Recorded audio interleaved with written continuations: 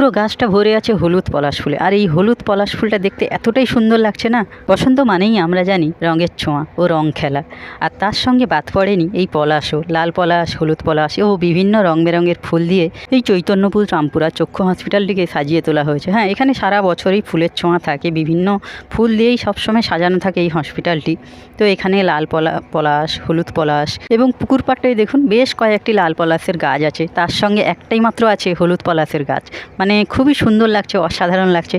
তো এটা ছিল আমার ফার্স্ট চেক আপ, অপারেশনের পরে যে 7 দিন পর ফার্স্ট চেক আপ থাকে, তো তার জন্যই এসেছিলাম।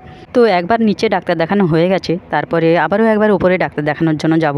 তো তার আগে কিছু খেয়ে নিই। তো এদিকটা ফলের বাগান, মানে যে দিকটা ক্যান্টিন আছে, ভোজনালয়, তো এটা হসপিটালের ভেতরেই এই ক্যান্টিনটি।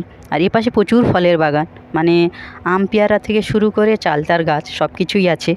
আর আমার এখানকার চারিপাশে পরিবেশটা এতটাই সুন্দর লাগে যে আর কি বলবো, এটাকে হসপিটাল বলে মনেই হয় না।